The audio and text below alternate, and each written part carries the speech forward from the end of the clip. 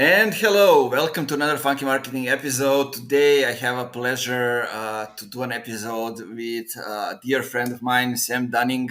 I've been a guest on his podcast. We've been going back and forth, organizing this episode. And today we're going to talk about crafting a website that converts, about simplifying SEO, and should we actually focus on SEO in B2B or not at all. But first, let's listen to that funky intro.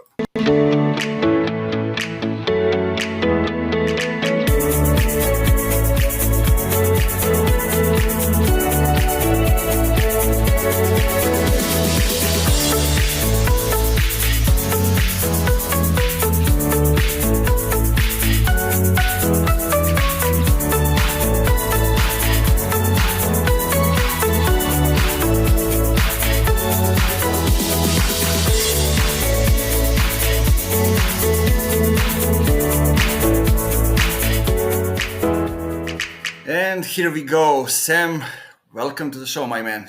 Hey, Nemanja. Yeah, thanks for having me, dude. I love that intro. I was having a little dance there. Good little jingle. Yeah, Erin Balsa also told me, I don't know if it was her or Diane, but lots of people have told me that they're dancing to it, and then maybe I should keep them on the screen while the intro is going on. Good man. Good fun. So, what's up, man? Long time no here. What's new? What's old? How are you doing these days? All good, cheers. Yeah, just ramping up our company, webchoiceuk.com, ramping up the podcast, Business Growth Show, and messing around on LinkedIn in between designing and building websites and crafting out SEO strategies, really. That's a typical day-to-day in the life of Sem Dunning. Sounds good. So tell me, why is the two of us talking about building website that converts, SEO, and those kind of stuff? Tell us a little bit about your background. Yeah, sure. So we can take it wherever we want to go, really. I mean, in terms of kind of my background, I've been messing around with websites and SEO probably for a good 10, 11 years now, working with kind of all sorts of businesses, really smaller kind of companies bridging up to enterprise level, and kind of started off really at this company just being a jack of all trades, really getting chucked in to do a bit of sales, getting chucked in to build some wireframes, getting chucked in to do some project management, and then kind of recently came on board, like I say recently, probably 2 or 3 years, as one of the co-owners, and have just really ramped up, really kind of polished my own marketing skills. And you'll know, Nemanja, from running a podcast, that you get to interview people that you want to learn from, steal their ideas, integrate your own ways of doing things. And yeah, one of the main things that we like to look at is actually crafting marketing strategies, namely design and build of websites and SEO that actually drives revenue. So we don't care about vanity. We don't care about pleasing CEOs or marketing execs. We want to actually do things that drive results, namely generate qualified inbound pipeline or generate revenue. So that's what I tend to talk about a lot on the podcast and on here, shows like this, and on LinkedIn. So yeah, keen to kind of talk about websites or SEO, whatever way you want to take it. Yeah, let's go. So look, there is one thing that I'm not seeing many people talk about, and it's like the hyper growth company, the ones that are the most successful in that, didn't focus on building the new demand. They were creating products or services in the field where there is the existing demand. And when we look at it from that perspective, like having the website that tells a story and converts, and focusing on SEO, there are people looking for what you are selling. Yep. Like those two components of the business becomes more and more important. And there's a saying that SEO isn't important in B2B. I tend to agree, because like if you look at Chris Walker, if you look at others, we are all not saying that we are saying that we are not focusing on SEO, but distributing content is actually helping the SEO. We might not focus specifically on SEO, but we are doing it, just not saying it. What do you say about that? Completely disagree. So let's do it. Finally. Completely disagree. So I had Chris Walker on our show, Business Growth Show, a while back, and whilst I say there's two angles to this, Nemanja, so I'm all for definitely at least two. Yeah, at least. But I'm all for demand generation, right? I mean, we run the podcast, we do a lot of organic LinkedIn stuff, we do YouTube. So we're doing all these different bits and pieces to educate ideal clients, in our case on websites and SEO. But if your business, whatever your sector is, sharing useful educational pieces of media, text posts, videos, podcasts, whatever that is. So when someone eventually needs your services, you've given them so much value, so many helpful tips, educational pieces that you're the only choice in their mind. So building up that demand gen strategy, that makes sense. But that's a long-term play, and that's all about creating demand.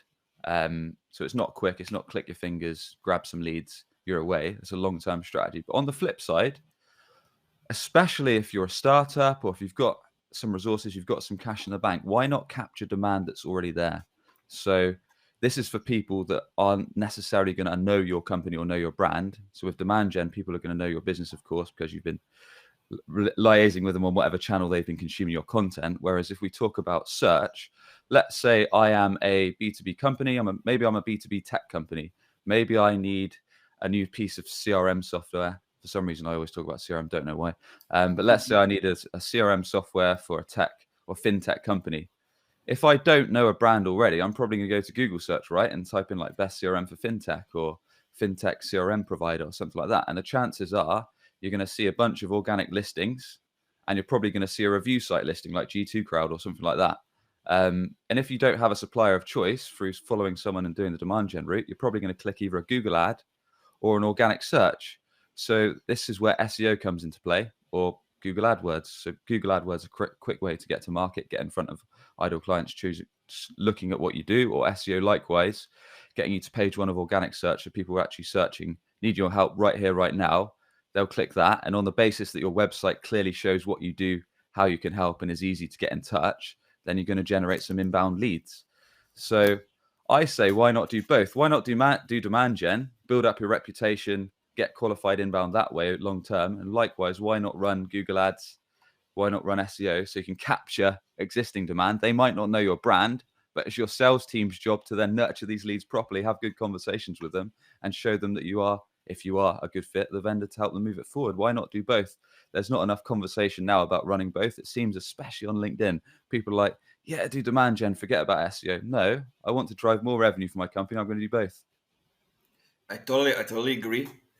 Uh, I just finished writing a strategy for a client that focuses on both, because I think, like, especially if you are, a startup starting going to the industry when there is an existing demand, you need to do Google Ads to kind of, get to more calls, get to more discussions with people, and get more people to buy. That people that are ready right now, they may not be the huge number, but if you don't, Google Ads on one hand, we also give you the chance to see how big is the existing demand as Exactly. well over there. But just one thing, like, SEO is not something that can get you results right away, because it's a long-term play. Correct. I mean, sure, if you, but I like to do it like combining with Google Ads and SEO. So writing an article which is focusing on the bottom of the funnel, and then, as you said, listings, or comparing your product or your services with the clients and pushing that through the Google Ads. That will do the work, because sometimes it can get also in the same position where your article will be in a couple of months if you do the SEO right away. Yeah. And SEO doesn't always need to be article driven, whilst Yeah, for information sure. pages can be kind of, like you say, really well ranked, and they can have a useful topic that shares insightful points and data statistics and maybe answers questions that prospects often come to you with. So when they search it on Google, they find you. But likewise, you can, for some searches, bottom of the funnel searches where people are directly needing help with a product, they might link through to your homepage. And then, like I say, if your website can Yeah, convert, there you're is on there to a is winner. one there is one thing before we move to the website, that I like to do as soon as I build the website Hmm. regarding SEO, those kind of stuff. See which local directories are relevant for my industry and subscribe to all of them. It gives you the instant boost in the search engines, and it makes you visible over there. And I don't think many people do that. And it's like the easiest way to get some boost in the search right away from the start. Well, yeah, you're right. That is a nice tip. I think a lot of businesses I've spoke to anyway, and that might just be from lack of understanding of SEO, which is absolutely fine because it's a complex beast. It's Yeah. not like one thing you can read an article and just understand SEO and get page one. So a lot of times it needs to be stripped back. And if you're doing a website design and build, you probably want to do it from the ground up. And what I mean by that is first and foremost, think about your keyword research, the actual search terms you want to target of your website, and using tools like SEMrush or Ahrefs or Ubersuggest or Google Keyword Planner, really thinking about what keywords are going to drive revenue. So if that is things like your CRM provider, best CRM provider, or best accountancy software for small businesses, looking into these search terms where people are typing them and they're actually needing your service right here and now, and making sure that you're targeting kind of relevant ones. So picking that on your keyword list. And then likewise, maybe considering stuff slightly higher in the funnel, like where people are comparing option A versus B, or then right at the top of the funnel where people are thinking like how to find the best X, or what to consider before doing Y, or top tips to doing X, those kind of things. So thinking of top, middle, and bottom of the funnel with your keyword research, and then which we'll probably chat about in a minute, when you actually design and build your website, making sure your website from a content standpoint has information pages that these search terms can link to, that actually covers all the common sales questions around them, covers objections, gives useful resources, podcasts, guides, infographics, you name it. And at the same time, your website from a technical standpoint, your metadata, your meta descriptions, what shows in the search results, and then your meta titles, your page titles, your image alt tags, all the technical bead, all the technical points, sorry, and your page speed and all this good stuff, your mobile responsiveness, has to be thought about from day one.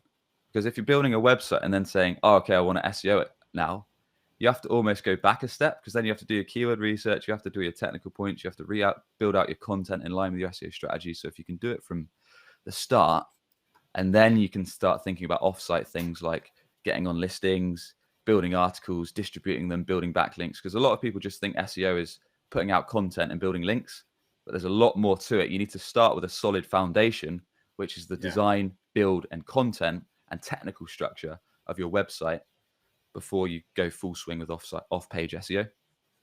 Yeah, there is a lot in the structure of the website. Before you even build it. Yeah. Let's go from the start. Like, let's say we have a company. We had only a landing page so far. We Mm. had some traction. Now we want actually to build the website, and to be more involved, to build the foundation, and then spread on through SEO, through social media, whatever. So, what are some steps that we need to take in order to before we start building it? Actually, Yeah. So if this company wants to think about SEO, then doing what we just chatted about there, doing some relevant research around the search terms, the keywords they're yeah. actually going to target. After the research, Got it. we cover that. Yeah, And the other thing is, on a different point on the research, is thinking about who this site actually wants to attract. yeah, So, like I post about on LinkedIn all the time, the worst thing you can do is, if you actually want your website to act as your best salesperson. I mean, websites are live 24/7. On the basis that you're marketing or advertising it, it can constantly be in front of ideal clients. So the worst thing you can do with your site is design it for something that you think looks cool, or your boss thinks looks cool, or your marketing team. Ultimately, we want to design it to attract, build trust with, qualify, and convert our ideal clients. So it does the hard work for us, filters out the time wasters, and brings us qualified leads. And that's what most B2B companies want. So, and B2C as well. So with that said, before you start designing or building stuff, let's say, like you said, Lamanja, perhaps you've got a landing page or a very simple site in place right now. Probably one of the best things to do is find out what's most important to our customers. So if we've got kind of 5 or so great existing clients that we enjoy working with, that generate good revenue, that we can perhaps set up some calls with and just say, look, what do you like about our website right now?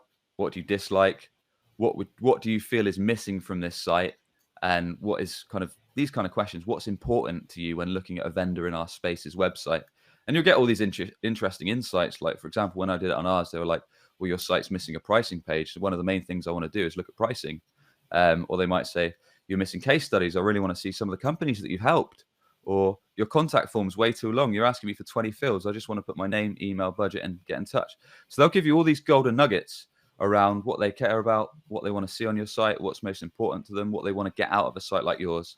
So that's just a quick snapshot. So kind of interviewing your best current clients or current prospects to understand what they care about seeing on a vendor like yours website. And likewise with your messaging. And what you'll find is when you're talking to prospects that you've probably covered a bit in previous episodes in the Mandra, you'll understand the terminology, the actual language they use.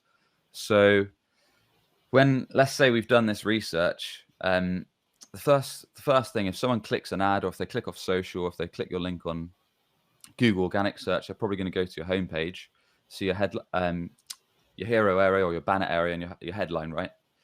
So many B2B websites just have confusing headlines that talk about how great they are, that they recently got funding, that they're award winning, that they're cutting edge. Customers don't give a shit about this stuff. They want to know that you can either make their life better, make their business better, or solve the problem that they care about. So there's something that when you get to designing your homepage, a guy called Donald Miller coined something called the grunt test. And that is, could a caveman That's land a on your great one. site? Yeah, could a caveman land on your site and grunt exactly what you do, how it helps them, and how to get in touch, all within a few seconds? If they can't do that, then you're missing out on leads, you're missing out on revenue.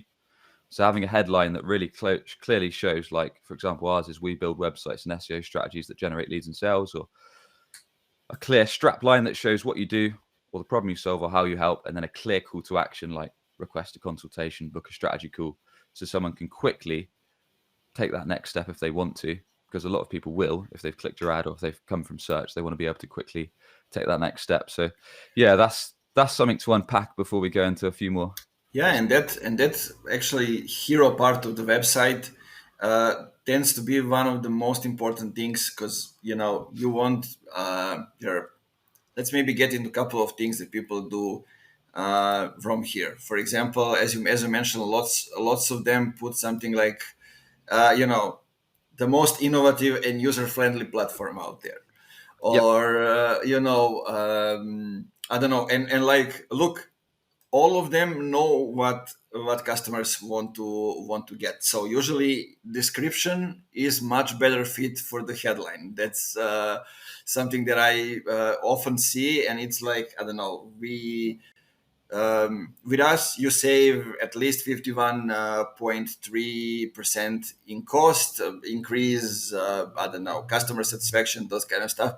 That's something that they want to see when they enter the page. Not that you are the most innovative and user friendly platform, those kind of stuff. And also, like, what I see lots of times, because companies usually use the templates of the website that are Yep. designed to look beautiful, not to convert. So Yep. like the CTA goes below when you below your screen, so Yep. you don't see it right away, and you get the extra nice hero. You get the description, but then you don't see the CTA, and you need to scroll to click, and Yeah. that's the deal breaker sometimes. Well, that's it. I mean, most of the time, if you're running ads or if you're doing SEO or if you're doing different digital marketing campaigns, the chances are a lot of the time, if you're looking at the bottom of the funnel, if you're looking to capture demand rather than going on a demand gen strategy, people are probably comparing 2 to 3 vendors, right? So they just want to flick Hmm. on your website quickly, maybe look at your homepage, look at your services, look at your pricing, and get in touch. So if it's difficult for people to understand what you do, how you can help them, and then take that action, book that strategy call, they're just going to flick to a different website, a competitor that gives them a better experience. So yeah, really, really important. Make it as simple as possible. If you're not sure about the language that your customers use, then just go for clarity. You can't go too wrong. If you keep it nice and simple, this is what we do, this is how it helps people, here's how to get in touch, you won't go too far wrong, and then you could adapt on that strategy. So with that said, making sure this will help SEO too. Making sure your website loads really fast is really, really important. So I talk about this all the time. Speed is a killer of websites. So if your website takes 3, 4, 5 seconds to load, any longer than that, you're going to be missing customers. So ideally, you want it kind of 1 second or close to that as you can. And you can use a tool called Google Page Speed Insights. Literally copy and paste your link, and it will tell you your page speed on mobile and PC, and it will give you some tips to speed it up.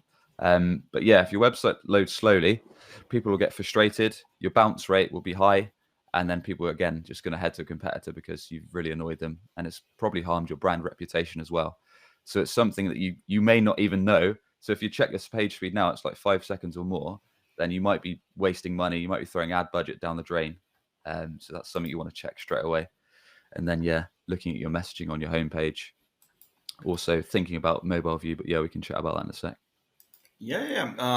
So one thing I think we can get into is we talked about the structure of the website, and there is important that in 3 clicks, at least not at least, but in most 3 clicks they get to the CTA and to the point when they want to go on the website. So it means navigation to the website, how they slide from page to page, needs to be things before they build the website. So let's talk a little bit about the importance of that. In terms of navigation and CTAs? Yeah, because I think looking at especially now the SaaS websites and tech dev companies websites, like you get lost in the website. You get lost and you cannot go back easily. And it means like you Yeah. are just digging your hole and covering yourself up. You know. Yeah. Yeah. So I often say your website can quite literally be your very best, or it can be your very worst salesperson, depending on how it's designed, how the content is, how it's structured, and all this good stuff. Because like I was saying earlier, because if you do it right, it can clearly show what you do, how you help, but it can also give a clear idea. It can build trust with people. If we utilize social proof, we can chat about in a minute. It can qualify people through pricing pages, and then it can convert them, guiding them to book that next step, whether that's a call.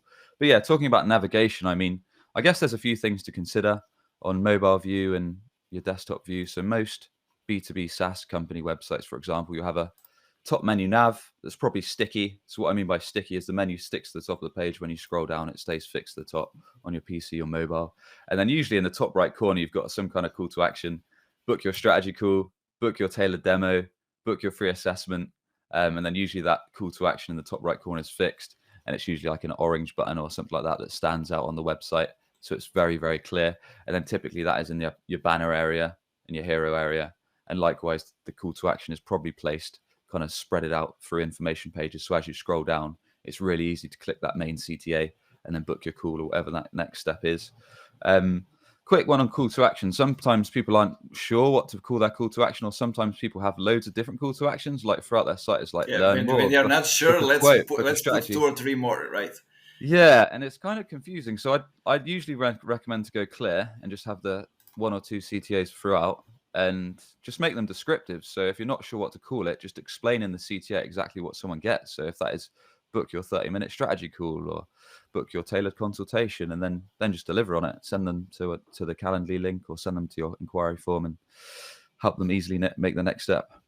A question here: to increase trust and increase the number of people that have actually clicked the CTA, what are some things that you recommend people to do, in terms of design of how they structure things? Yeah. So you want to think about social proof. So think about your own buying journey, for example. So if you're going on a website and you're looking for a product, if you've not heard of the brand before and you find them on search or you find them elsewhere, you might be a little skeptical. So you probably want to look at things like client reviews. So whether that's like some kind of review slider, maybe you want to look at accreditation. So if you're like G2 rated or Clutch rated, maybe looking at to weave those into the design somehow. Or if you can get client testimonial videos, that's even more awesome. So for an example, like if someone clicks your CTA to book a call, and then on your book a call or your contact page, you might have an inquiry form on one side, and then left of that, you might have a testimonial from a client video. That's a And great that one. yeah, literally. And that's like a 1 minute snappy video. And it says, this is the problem I came to them with. This is why I chose the company. This is how they helped me overcome the results, overcome the problem. Sorry. This is what life is like now. So it's literally like a 1 or 2 minute snapshot of exactly what they came to you with, like a common problem, how you help them overcome it, what life is like now, revenue you've gained, all that good stuff. Or if you can't do that, maybe you can just have one of your best client testimonials next to the inquiry form. And just all these little things, as people are flicking through your site, seeing reviews, seeing videos, seeing accreditations, just layer up trust. And then one of them might be the tipping point that kind of think, yeah, I'm ready to speak to sales now. So let's book that call. So those kind of things help with the trust building process. Yeah, and I think like if we look at the structure of the let's say homepage of the website or any landing page, you need to communicate and know what are the biggest obstacles for the clients or the customers that you are reaching out, and what is the biggest the biggest obstacle, you put it in the upper place on the page. For example, I don't know if it's a trust, then you put a video or testimonial, written one with a photo, with a video, whatever it is, higher up in the website. So you create the trust right away when they come to the website. Also, like what I think works really well, I like to do it um, to put the logos of the client right Yep. under the CTA, because when they come to the CTA, they can see the logos. Yeah. So visually, it increases trust in a way. Yeah. Like clients we work with and that kind of stuff, like you say, with trusted logos and things like that. Yeah, it can help. And also depending on what you are selling, also some things that you also mentioned, like from relevant websites. If you are, I don't know, a development company and you have been awarded, so you can put those award certificates, whatever it is, whatever increases trust, right below the CTA. Sure. Yeah, why not? I mean, test things out as well. Because if you're running ads to your site and if you're spending money on advertising or marketing, then you can test what works. For example, you can tweak your main call to action. So right now your call to action might be contact us, and then maybe try tweaking it on maybe one of your landing pages or across your main site to book your strategy call. And then you might see a 2% increase in click-throughs. You might not, but test it out and then see what works. I mean, that's the great thing about your website. You can constantly tweak things using tools like analytics and Hotjar, a heat mapping tool, and survey tool. You can get really useful insights, and it's a living thing, right? So there's always small tweaks that you can do to copy, to social proof, these bits and Yeah, pieces and to help improve like conversion rates. I think lots of times I see people that have an idea, have a feeling that it will work, but they listen to too many people. And then when it comes to the website, when they build it, it Mm, becomes vanilla in a way, because they listen to all those people, not to offend this one, not to. yeah. And he says it's not good to have that many text on the website. The other says, we need to do this. The other says we need to do that. So, I have an example of when we did the first Funky Marketing website. Yep. The only thing that I wanted to do is to write all the things that I wanted to do so people can read on a website. That the website basically becomes the big article. And the guy I was working with, he was like, "No, like look at the e-commerce, look at all the stuff. People don't want to read. The emails are becoming shorter." And then I say, "Okay, let's try it out." I installed the Hotjar and look at what people are doing, and they were literally going line by line with a mouse, and like reading, like you are doing with a book. And I said, there it goes. People are actually reading. So like the bounce rate was going low, and the time people spend on the website was going up. And I couldn't know that if I went with something else. But lots of people don't have that chance. That's why it's good to test things out and not be afraid to change things when you see something that isn't working. Like I recently worked with a company and they said, like, the website is shit. Basically, they are the company that are connecting hardware and software, and it's Elementor, but it's like basically a template. Yep. And the pages are actually not the pages; they are the posts that are merged to kind of look like pages. And I Right. was Okay. like, well, I don't want to touch this; it will break down if I change anything. So I told them what it is, and they said, "Oh, okay, I see that, and I agree, but it will look unprofessional if we do the second website in a year, Mm, right? But it doesn't look unprofessional when they have the not functional website." yeah.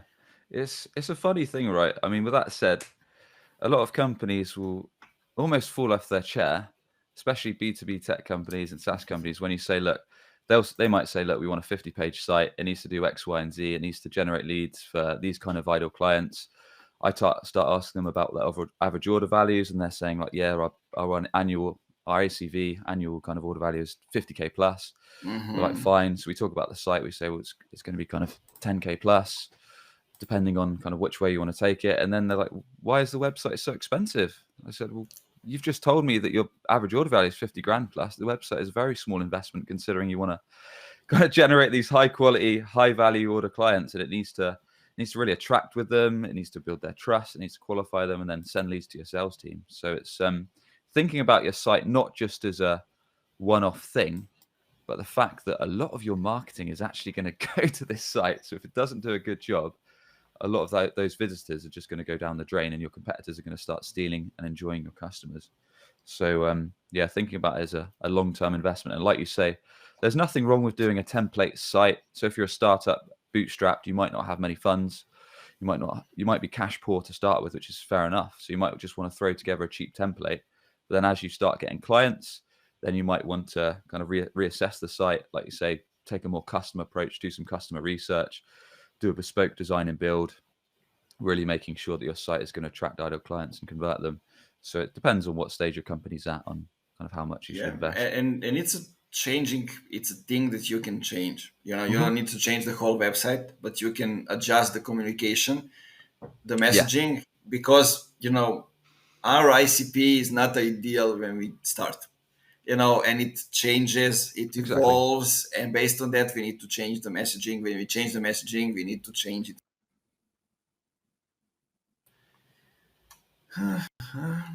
Okay, seems like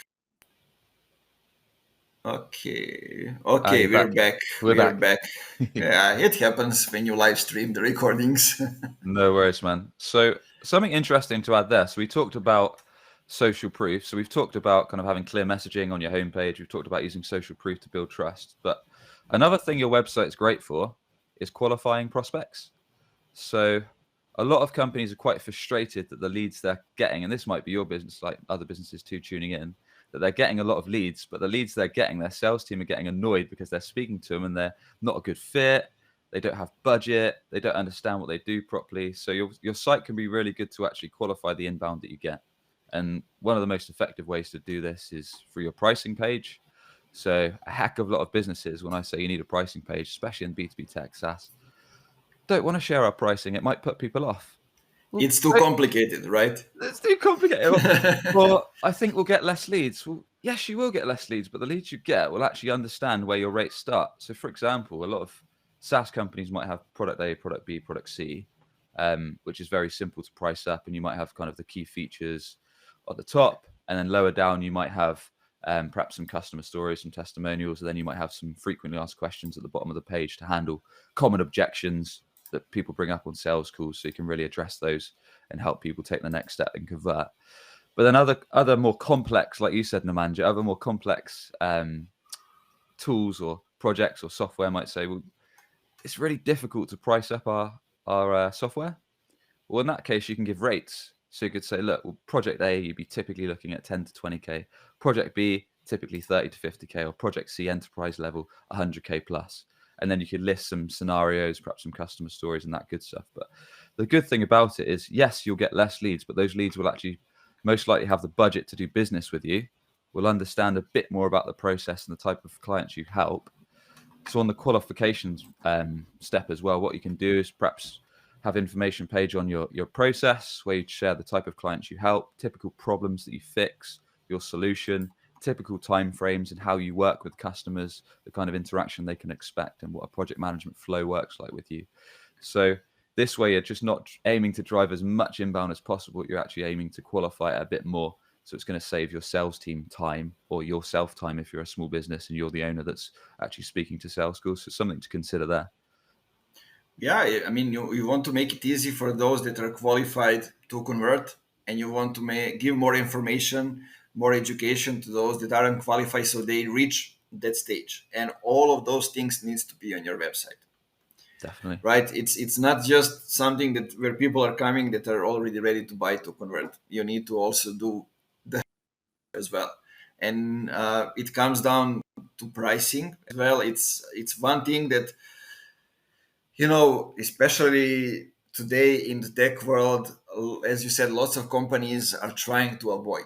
Can we not put that? We like to do custom deals. Well, you know what? I do custom deals as well, but I still have the packages on the website, just so it makes it easy for me and for a customer to kind of see where are we in the price range. Are they Exactly. the right fit for us, or they aren't, or maybe the thing that I have done maybe can be good for the people. Um, I started the pricing on a website with $5,000. The first package, it was only with templates, and I did it because that was the mindset I wanted them to come to me. Like, but we are not getting anything for $5,000. So probably these guys are, are a big deal, working with with bigger companies, those kind of stuff. Will they work with us? And sure, we will come up with something custom, but that's the mindset I want them to come to me, because like coming from Europe and going to the US market, people in most cases don't trust us. They want to have more things. They want to talk with the clients. They want different stuff. They go to the Europe because we are cheaper, those kind of stuff. And I was thinking on ways that we can actually eliminate those things before we get to the conversation. Just something that I think lots of companies are dealing with. Yeah. Yeah. Positioning, like you say, like sometimes pricing subconsciously. It's not every buyer, of course, but like you say, if you're at a certain level and your pricing starts from X up to Y, people might think, well, these companies aren't this business isn't messing about. Their tiers start at this rate. So Yeah, yeah, also related to that, one more short thing. I think what you can do besides the thing that you said, having a video or testimonial when somebody goes and clicks the to schedule a call, it might be a good thing, to have your ICPs. Like, we are working with companies, like three types of companies or something like that. Is also like when somebody comes to the contact us page and they see that maybe they are not one of those three, maybe they will leave. yeah, Those kind of stuff helps you actually not get into too many conversations with people that don't want what you're selling. yeah, yeah. And another thing I found on pricing is that a lot of companies finding their sales team, especially sending out proposal documents, quote documents, PDFs usually. And before you know it, your life is all day sending PDFs back and forth to customers. Did you get my PDF? Oh no, it went to spam folder. And most of the time, when you're sending out proposals, all they're doing is flicking through the first pages to check you've understood their problem and then skipping to the pricing. So, yeah, most of the time you can actually just email your pricing page, depending on the complexity of your project. I'm not saying But you need to ditch proposals. Are you still there, Nemanja? yeah, yeah, yeah. I heard you. I don't know what's happening, but Good stuff. it tells me my Wi-Fi is okay, everything is okay, but still, yeah, it's okay. Sure. Um, so one thing that I want, actually a couple of things. Let's get Yep. into to a couple of things that people can do to become relevant in the search as a company when they implemented all those little stuff that we tell them related to the website. What are some things that they can do to be visible in the search? Sure, one thing is avoid the waiting and those stuff. Activate Google Ads and be present for the first day, just so you can kind of cover the gap while the SEO starts working. But what are Yep. some things that we need to do so it actually starts working? Yeah, sure. So one thing that I was going to mention anyway is also, as well as thinking of your site as a piece to attract and build trust with and qualify and convert ideal clients, also to educate prospects. So if people find you perhaps from social or from a podcast, or maybe they find you on search for a higher up the sales funnel search query or something like that, having a piece of content on your site that actually educate buyers on your sector. So perhaps you've got a resources or a knowledge hub, and then maybe that has things like useful blog articles, maybe it has things like podcasts, maybe it has guides, maybe it has videos and other breakdowns and resources. So then you can start building like a hub of content, and you can also gear that around SEO. So as well as having information pages for your main service and your products and your locations that you serve, but also putting out, like you say, useful articles that are perhaps answering common questions that buyers come to you with, that are maybe linked to some of your higher up the sales funnel search queries. So, for example, what to consider before doing a demand gen strategy might be a B2B one, or what to consider before investing in SaaS accountancy software, those kind of things, answer kind of early stage sales questions that you might get. And just by creating really useful, detailed, informative, helpful content, that alone sometimes can rank on search engines. And also, if you're a more local business or more niche business and you only have a small amount of competition, or you only serve a small geographic area, just by doing solid on-site SEO, having information pages for your main services, having useful articles, doing good technical SEO, making sure your website loads fast, is easy to navigate, making sure your metadata, your page titles, image alt tags is all on point. Sometimes that's enough to get ranked. If you follow the basics right and do it in line with the keyword research, sometimes you can get ranked. But Yeah, if you maybe also like the Google My Business stuff. Google My Business for sure for Yeah, local, usually people forget about that, but I think like especially on a local level, that's very important. I mean, depending on what's your business about, but if you're going local, for sure. definitely good ad for local SEO, definitely. But with that said, so that's all good if you're a small niche industry, only cover certain areas, you might start ranking. But if you are a larger company, perhaps you serve globally, perhaps you're in quite a competitive space, then the chances are you're going to need to do all that on-page stuff, but you're also going to need to off-page, off-site SEO, which is where things like you touched on, Nemanja, looking at kind of directory listings that you can get on, where you can submit your website, put a description about what you offer, and put a link back to your site on. But then you're probably going to want to go down the quality link building route. So start creating kind of really detailed, informative articles on some of the more bottom of the funnel searches that you're targeting, where people are actually having buy intent, i.e., service type provider or best X provider or whatever that may be, and then looking to get those articles onto these what we call high domain authority sites or article submission sites with a backlink back to your site, which over time builds up your domain authority and helps push your organic rankings up in the Google search results. So that's one of the trickier parts, actually being able to get on these higher domain authority sites. So some businesses that perhaps don't have the budget, then a starting point that you can consider is putting out articles and distributing them on perhaps free sites. So whether that's WordPress blogs, whether that's Medium, whether that's like Blogger, there's a lot of kind of article submission sites there that are free and accessible where you can still put articles out. You can write good content and you can put a link back to your site. But then when you're getting to kind of higher level, you might want to look at kind of more premium sites that are industry relevant to what you offer when you're going to be putting out detailed pieces. So, couple of questions. Do you think that today podcasts are like the modern way to build links?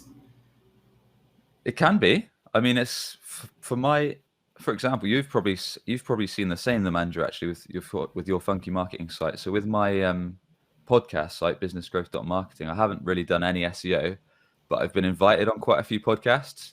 And just through the podcast that I was invited on, because they put an article for most of them and then put a link back to the site, that's slowly given us a ranking without really bothering on SEO for that podcast site because we focus on most on web choice.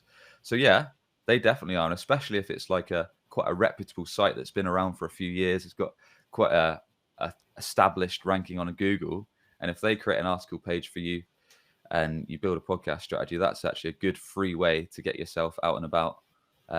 But then there's other ideas like perhaps collaborating on a blog article together. So maybe you find an industry relevant partner or a distribution partner, maybe someone that can add value to your service or that you can add value to theirs.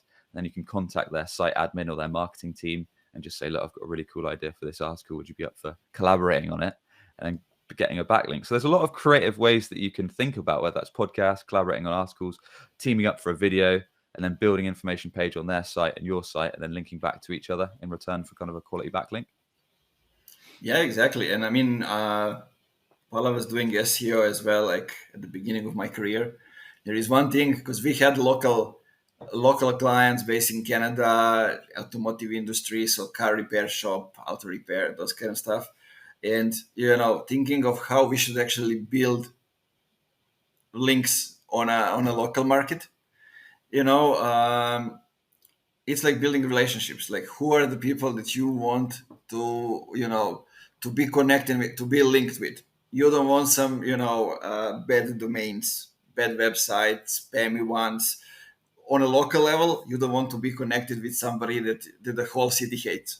For example, like it can be people from different industry, from different niches, but they need to be relevant. They need to be relevant for the community. They need to be relevant for Google as well. And you want to have links towards them. Yeah, and that's it. And they've got to be safe as well. Like you don't want to link from Safe, dodgy yes. sites, and you don't want to hop onto Fiverr.com, download or buy 1,000 backlinks for £5 or £10, because whilst it might give you a short-term boost, long term, if Google catches wind of it, if Google finds out, you could get penalized, or your site can even get blacklisted. So you've just got to be careful on some of the strategies you do when it comes to off-page SEO. Yeah, I wanted to ask you, do you have any advice? Because we are seeing that YouTube is becoming the relevant thing in the Google search engines, and most of the times, if you now Google something, you come up with relevant link from YouTube as well. So I think LinkedIn is good for branding, Yep. but it's like the whole structure of the YouTube SEO is a little bit different than Google, but still very relevant. Yeah. I don't claim to be a YouTube SEO expert, so my knowledge on that side of things is fairly limited. But It's I okay. We will combine. but what I would say is I've started doing this a little bit on my podcast just as a test. So I've started some of the, because what we tend to do is do one guest episode a week and then one solo episode a week. And then what I do with the solo episode is I tend to now just bring up common questions that I get on sales calls and then just do like a short 5 to 10 minute video on those. Nice. So then they're searchable in Google. So if someone types it, the video might come up, or someone types it on Google, it might come up. But then I can also point prospects to it. So if I get a sales call and they say, "What's demand gen?" I just point them to this podcast episode. Or if they say, what is your process for building a website?" Point them to this other video I've built. So I'm literally slowly building a collection of resources so people can. It's searchable, so it can rank on search engines, but it's also useful. So you don't have to spend 20 minutes on a call. You can just ping someone it on an email. Love it. Love it. I had um, here on the call Mike Vinette, who is now banned Yeah, from LinkedIn, he's but back. He's back now. yeah. But it's kind of he told me. I asked him, like, where do you get business now when you are not on LinkedIn? He said, from YouTube. I got all the thing Yeah, from man. two links on YouTube, and all the business comes from those two links. And we are renovating our YouTube channel, and actually for the first time investing in it, because like I said, we have more than 400 videos and we are getting shit from YouTube. Let's try to fix it. And what I found out is that the way you name your articles, your videos, needs to be a lot different than it is on Google. Sure, you need to have the keywords and those kind of stuff in the headline, inside the first paragraph of the description, in tags, hashtags, everything. But still, it needs to be a clickbaitish, because you want to lure people to actually click on that thing, and if Yeah. they click, then YouTube rolls out and starts doing its thing. Yeah, that's kind of where I got the idea, actually, because Mike, like you said, he mentioned that he got a lot of business from YouTube, and he said, "Look, think about searchable content." So it kind of makes sense, right? Creating content that's going to answer questions that you get most days on sales calls, so then you can point people to it. It makes your life easier. But then if it's searchable at the same time, you can generate inbound leads from it. It's kind of a no-brainer, and then you can repurpose them like we do into podcasts and all that good stuff. Maybe make a blog article of it. So it's really useful evergreen SEO content. Exactly. I don't know if you guys are doing that. We were doing that from the start, but now I don't know why we are not doing it. But when we record an episode of the podcast, post it on YouTube, post it on on all the audio platforms, Yep. and then embed the links into the website page, into the article, however do you call it, and basically share that link where you have the links to the YouTube, to the audio platforms, maybe some outlines or a couple of things from the episode, main points. Share that, and that will do the work for the SEO from another perspective. Yeah, I've not tried it that much, to be fair. Podcast and YouTube promotion is, if you crack YouTube, Manager, let me know, because we get fairly decent downloads on the audio podcast, but YouTube is one I struggle with, so I'm really trying to up my Same YouTube here. game. I have the guy who gave me the feedback, and now I want to see what will happen, and then I'll call him to the podcast to share things, Yeah, right? would be good. Would be good. But sure, Alexander Ashkovich is the guy working with some big YouTube channels here in the region, and my go to guy for that. So Cool, man. yeah, I found out that there are lots of tools that are there and that we can use. So man, we are nearly the end of the time. So tell me one thing that you want people to take away from this, and tell me where they can find more information about you, about what you guys are doing, about your podcast, and all this other stuff. Yeah, appreciate it, man. So I guess the one takeaway is to actually design your website, I guess, instead of just thinking of it as a basic tool, but if you actually want your site to generate business, to, like we talked about, qualify, build trust with, educate, and convert idle clients, think about designing it for them. So start having more conversations with idle customers, existing customers, prospects, understanding what they really care about. So the common problems they come to you with, what they actually want to see on a vendor like your site, and then doing that, building your copy, building your pages around that, thinking about the SEO points, thinking about the conversion points, the best practices we've chatted about, and thinking about it as an investment rather than just an expense, thinking about it as an investment that can improve over time. It can rank on Google, it can generate inbound, and it can really help your business when it's done right. So that's probably my parting gift. But yeah, otherwise, thanks very much for having me on. If you want to connect with me on LinkedIn, it's Sam Dunning. Like we say, I run a podcast called Business Growth Show, marketing podcast. We share actionable website and marketing tips with guest interviews each week. Otherwise, if you're perhaps frustrated that every time you search for your product or service on Google, you're seeing your competitors above you and they're stealing your traffic and your customers, or perhaps your website is failing to convert your hard-earned visitors into a steady flow of qualified sales leads, give us a shout. It's webchoiceuk.com. Yeah, man, that's the CTA I want to hear. Cheers, Uh, dude. thanks for being here. Thanks for investing time. Man, I'll have you at least one more time on the show so we can get deeper into some of the topics. Uh, Guys, go back to the beginning of the episode. We went back and forth on lots of stuff. There are some small gems inside the episode. Get all of them.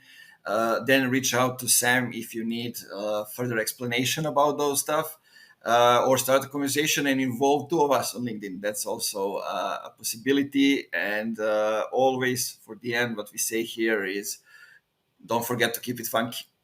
Bye bye, guys. Bye bye, Sam.